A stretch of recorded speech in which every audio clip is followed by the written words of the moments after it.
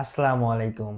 আজকে আমরা রসায়ন প্রথম পত্রের দ্বিতীয় অধ্যায় গুণগত রসায়নের বর্ণালী নিয়ে আলোচনা করব। তোমরা আমাদের বর্ণালী সম্পর্কিত আগের দুইটি লেকচার থেকে বর্ণালীর বেসিক সম্পর্কে যে ধারণাগুলো সেগুলো নিশ্চয় পেয়েছো। এখন আসো আমরা আজকে বর্ণালী সম্পর্কিত গাণিতিক সমস্যার তিনটি অঙ্ক করব। অর্থাৎ এই যে এখানে তিনটি যে আমরা গাণিতিক সমস্যা উল্লেখ করছি, এই তিনটি গাণিতিক সমস্যা যদি আমরা বুঝে বুঝে করতে পারি তাহলে মোটামুটি আমাদের বর্ণালী সম্পর্কিত যত অঙ্ক আছে সবগুলো ইনশাল্লাহ আমরা করতে পারবো। তো আসো শুরুতেই আমরা 1 নম্বর গাণিতিক সমস্যাটি সমাধান করব। তো যদি আমরা 1 নম্বরটি সমাধান করতে চাই তখন আমাদের প্রথমে কোন বিষয়টা খেয়াল করতে হচ্ছে, প্রশ্নটা পড়ো দেখো। যে বিকিরিত রশ্মির কারণে লাইম্যান সিরিজ, প্রথম কথা লাইম্যান সিরিজ, তারপরে প্রথম রেখা পাওয়া যায়, তো তার তরঙ্গ দৈর্ঘ্য, তার মানে আমাদের ল্যামডাটা বের করতে বলছে।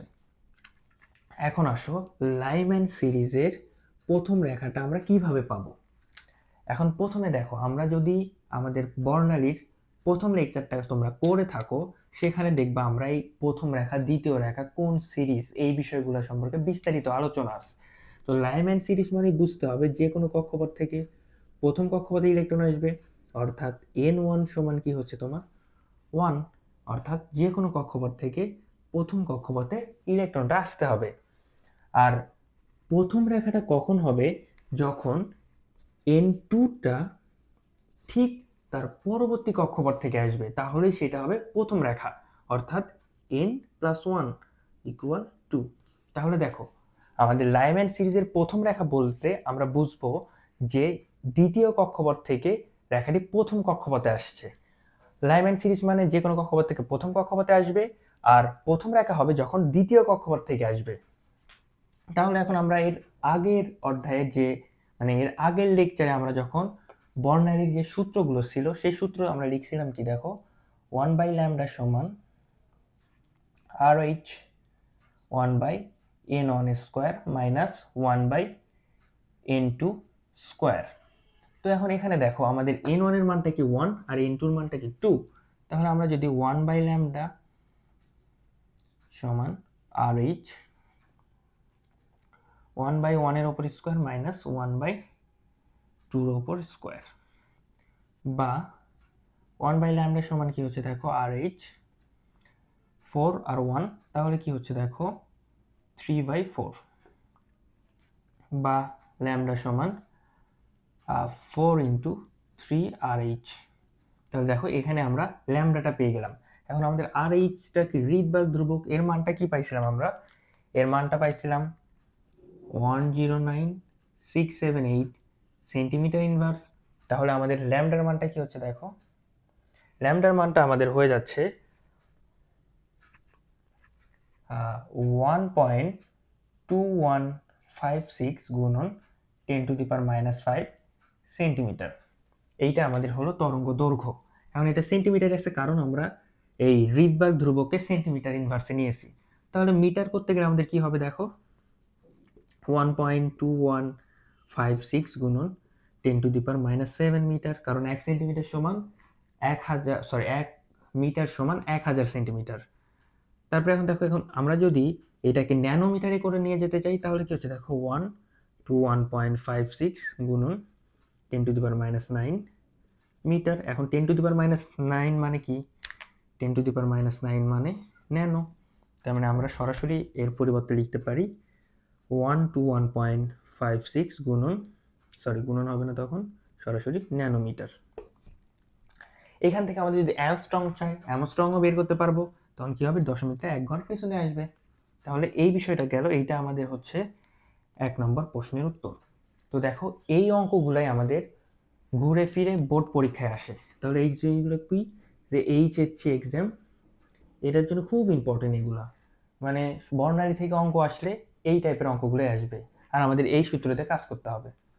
তারপর আসো এই যে হাইড্রোজেন পরমাণুর ইলেকট্রন, দেখো আমরা সেম জিনিসগুলো করব। এখানে কি বলছে দেখো, হাইড্রোজেন পরমাণুর ইলেকট্রন চতুর্থ শক্তি স্তর থেকে দ্বিতীয় শক্তি স্তরে আসবে। তাহলে দেখো কি, চতুর্থ শক্তি স্তর থেকে দ্বিতীয় শক্তি স্তর, তার মানে আমাদের n1টা কি হচ্ছে দেখো, n1টা হচ্ছে এটা দ্বিতীয় শক্তি স্তর, অর্থাৎ n1 ইকুয়াল 2, আর চতুর্থ শক্তি স্তর তার মানে n2 ইকুয়াল কি হচ্ছে 4।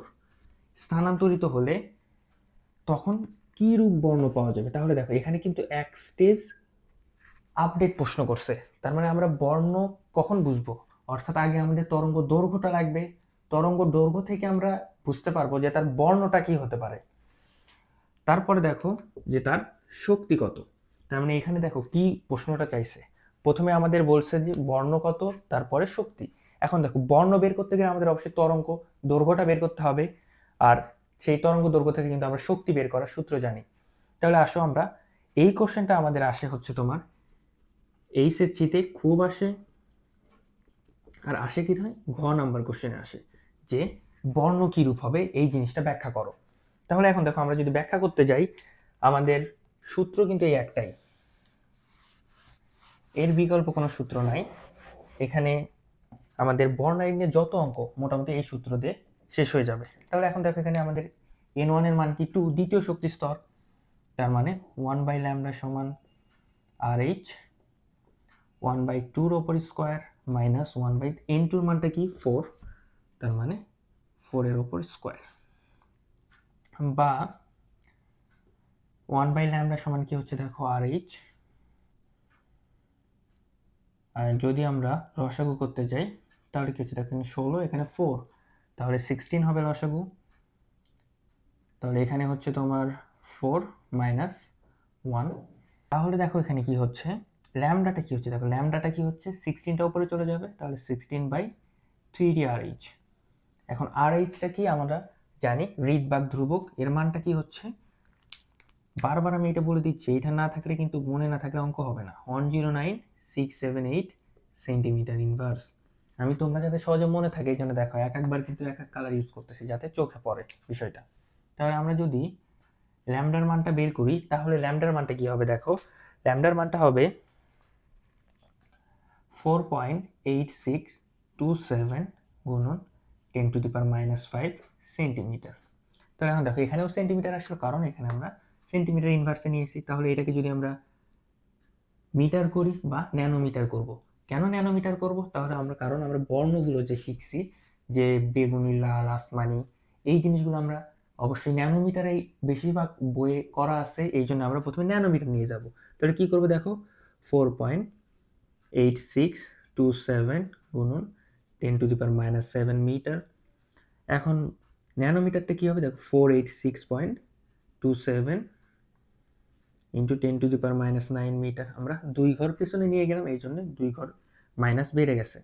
তাহলে 486.27 ন্যানোমিটার, এই যে দেখো 486.27 ন্যানোমিটার, এইটা কই হচ্ছে দেখো, প্রথমে আমাদের শিখতে হবে যে দ্বিতীয় কক্ষপথ, দ্বিতীয় শক্তিস্তর মানে কি, সেটা বামার সিরিজ, আর বামার সিরিজটা কি দৃশ্যমান না, বামারটাই একমাত্র দৃশ্যমান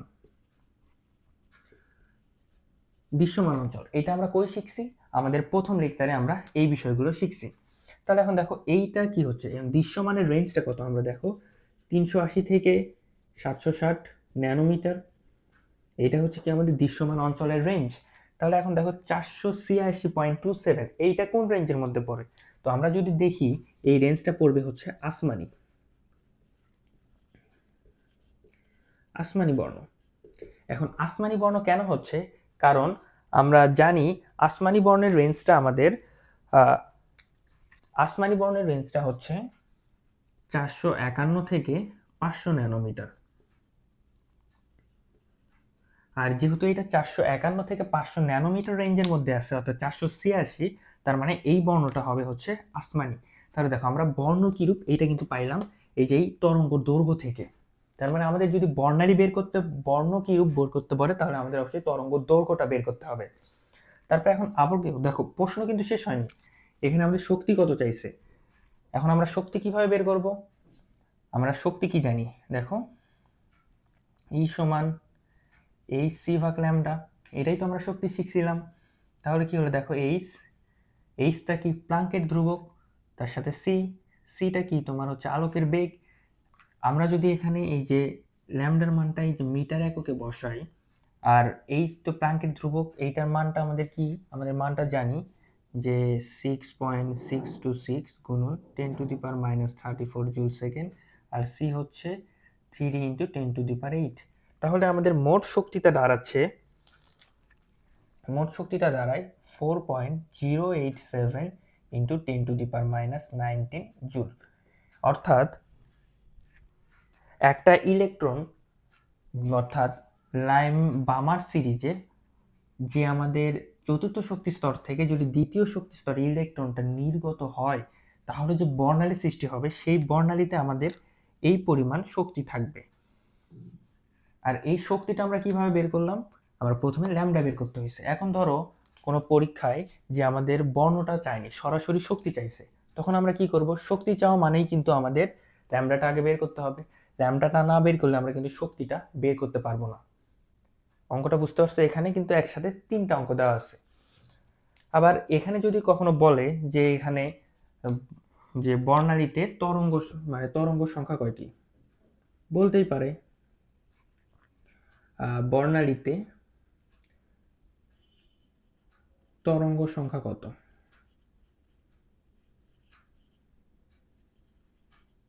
এখন আসো বর্ণালীতে তরঙ্গ সংখ্যা কত, এটা আমরা কিভাবে বুঝবো? আমরা কিন্তু সূত্র পড়ছিলাম। কি পড়ছিলাম দেখো, বর্ণালীতে তরঙ্গ সংখ্যা কি ছিল? NH NL NL +1 / 2, এইটা ছিল না? তাহলে আমরা n দ্বারা প্রকাশ করতাম বর্ণালীতে তরঙ্গ সংখ্যাকে। এখন তাহলে দেখো NH এর মানটা কি? NH এর মানটা তোমার 4, আর NL এর মানটা কি? 2। তাহলে এখানেও 4, এখানে 2 +1/2। তাহলে কি হচ্ছে দেখো, এখানে আমাদের মানটা 2 × 3/2, অর্থাৎ 3। তাহলে এখন দেখো, যদি কখনো চতুর্থ কক্ষপথ থেকে আমাদের ইলেকট্রনটা দ্বিতীয় কক্ষপথে আসে, তাহলে আমাদের যে তরঙ্গ সংখ্যা হবে সেই তরঙ্গ সংখ্যাটা কত হবে? সেই তরঙ্গ সংখ্যাটা হবে 3। দেখো 3 নাম্বার অঙ্কে কি বলছে দেখো, বামার সিরিজের সর্বোচ্চ এবং সর্বনিম্ন তরঙ্গ দৈর্ঘ্য বের করো। কি বলতে বলছে? তরঙ্গ দৈর্ঘ্য। তার মানে কি বের করতে বলছে দেখো, ল্যামডা ম্যাক্স আর একটা কি বের করতে বলছে? Lambda mini. এই দুইটা আমাদের বের করতে বলছে। সাথে কোন আলোক অঞ্চল, এই বিষয়টা ব্যাখ্যা করো। তো বামার সিরিজ মানে কি দেখো, আমরা কিন্তু বামার সিরিজ মানেই জানি যে n1টা কি হবে? সবসময় 2। অর্থাৎ যে কোনো কক্ষপথ থেকে ইলেকট্রনটা দ্বিতীয় কক্ষপথে আসবে, তাহলে সেটা হবে বামার সিরিজ। যে কোনো কক্ষপথ থেকে দ্বিতীয় কক্ষপথে আসতে হবে। এখন দেখো আমাদের সূত্রটা এটাই হবে, জাস্ট আমরা লিখবো দেখো যে ল্যামডা মিনি এর ক্ষেত্রে। এখন দেখো ল্যামডা মিনি এর ক্ষেত্রে কি হচ্ছে, 1/λ মিনি। তাহলে দেখো ল্যামডা মিনিটা কি হচ্ছে, যদি আমরা 1/λ মিনি করি তাহলে RH, আর এটার মানটা হবে দেখো 1/n1। n1 এর মানটা কি দেখো 2 এর উপর স্কয়ার। এখন দেখো যখন আমরা সর্বনিম্নটা বের করব, তখন আমাদের আলোক রশ্মিটা কোথা থেকে আসবে? আমরা অসীম থেকে আনছি, তাই না? তার মানে n2টা তখন কি হবে দেখো, n2টা হবে ইনফিনিটি। কখন ইনফিনিটি? যখন আমরা ল্যামডা মিনিটা বের করতেছি, অসীম থেকে আনতেছি। তাহলে কি হবে 1/∞ এর উপর স্কয়ার। আর তোমরা জানো কি 1/∞ মানে কি? 0। এটা তো ম্যাথেই শিখছি যে 1/∞ = 0। তাহলে আমরা কি লিখতে পারি দেখো, যে 1/λ মিনি RH * 1/4, বা কি লিখতে পারি যে ল্যামডা মিনি সমান 4/RH। আর RH টার মান কত? RH টার মান হচ্ছে দেখো 109,678 সেন্টিমিটার ইনভার্স। তাহলে এখন দেখো আমাদের ল্যামডা মিনিটার মান কত হচ্ছে, বা ল্যামডা মিনি সমান, এখন আমাদের সর্বনিম্ন তরঙ্গ দৈর্ঘ্যটা হবে 3.647 গুণন 10⁻⁵ সেন্টিমিটার, কারণ এখানে আমরা সেন্টিমিটার ইনভার্সে বের করছি। তাহলে এখন দেখো এটাকে যদি আমরা মিটার করি, তাহলে কি হচ্ছে দেখো 3.647 × 10⁻⁷ মিটার। কেন 7 হলো? কারণ 1000 দিয়ে ভাগ করতে হয়েছে। এখন এটাকে আমরা ন্যানোমিটারে নিয়ে যাব, তাহলে কি হবে দেখো 3.647 × 10⁻⁹ মিটার। কেন করলাম? কারণ আমরা দুই ঘর পিছিয়ে নিলাম, এই জন্য মাইনাস 2 ঘর হয়ে গেছে 10 টু দি পাওয়ার, তাহলে কি হচ্ছে দেখো 364.7 ন্যানোমিটার। এখন দেখো এটা হলো আমাদের ল্যামডা মিনির মানটা। কারণ আমাদের ল্যামডা ম্যাক্সের মানটা কি হচ্ছে, আমরা দেখো এখানে যদি ল্যামডা ম্যাক্সটা বের করতে চাই তাহলে কি হচ্ছে দেখো ল্যামডা ম্যাক্স এর ক্ষেত্রে, তাহলে ল্যামডা ম্যাক্স এর ক্ষেত্রে আমাদের কি হচ্ছে দেখো, তাহলে 1 বাই ল্যামডা ম্যাক্স ইকুয়াল কি হবে দেখো 1 RH 1 বাই n1। এখন যেহেতু বাম আর সিরিজটা চেঞ্জ হয়নি, তার মানে n1 এর মানটাও চেঞ্জ হবে না, 2 উপর স্কয়ার মাইনাস 1 বাই। এখন দেখো এখানে n2 টা কি হবে, n2 টা কি ইনফিনিটি হবে না। আমরা এর আগে কি করছিলাম যে ল্যামডা ম্যাক্স হতে গেলে যে কক্ষপথে আসতেছে ইলেকট্রন তার ঠিক পরবর্তী কক্ষপথ, তার মানে 2 + 1 = 3, n2 টার মান কি হবে 3, তার মানে 1 বাই 3 এর উপর স্কয়ার। আর এইটা যদি আমরা একবারে বের করি যে ল্যামডা ম্যাক্স এর মানটা কত হবে, দেখো ল্যামডা ম্যাক্স এর মানটা হবে আমাদের 6.6546 into 10 to the power -5 centimetre. এটা আমাদের কিসের মান হলো, ল্যামডা ম্যাক্স এর মান হলো। এটাকে যদি আমরা মিটার করি বা ন্যানোমিটার করি, সরাসরি চলো সরাসরি ন্যানোমিটার করি। ন্যানোমিটার করলে কি হচ্ছে দেখো ল্যামডা ম্যাক্স ইকুয়াল 665.46 ন্যানোমিটার। এখন যদি কেউ সেন্টিমিটার থেকে সরাসরি ন্যানোমিটারে না যাইতে পারো, তোমরা এক স্টেপ বেশি করবা, সমস্যা নেই তো। তাহলে এখন দেখো এই ল্যামডা ম্যাক্সটা কি হচ্ছে দেখো 665.64 ন্যানোমিটার, আর এখানে কি হচ্ছে 3.64 × 10 to the power 6.64 × 7 nanometre.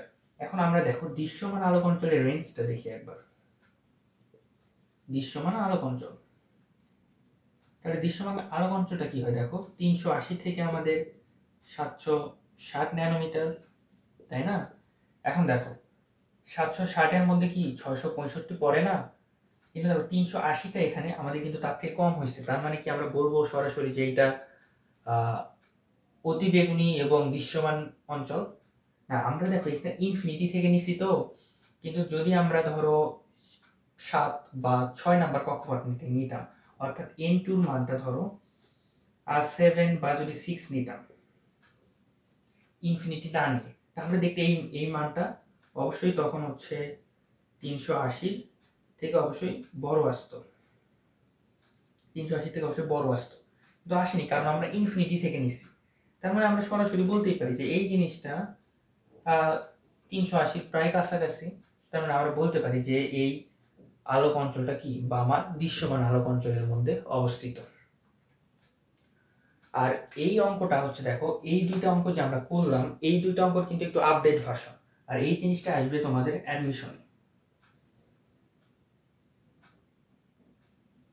অ্যাডমিশনে engineering ক্ষেত্রে এই অঙ্কটা আসতে পারে। আর জিনিসটা একটু এক লেভেল উপরে, তো এই জন্য ইঞ্জিনিয়ারিং সেক্টরগুলোতে বেশি দেয় এগুলা। তো আজকে এই লেকচারের মাধ্যমে আমাদের বর্ণালী সম্পর্কিত যে লেকচারগুলো পুরোপুরি শেষ হলো। আমরা পরবর্তীতে নতুন টপিক নিয়ে আলোচনা করব। ভালো থেকো, আসসালামু আলাইকুম।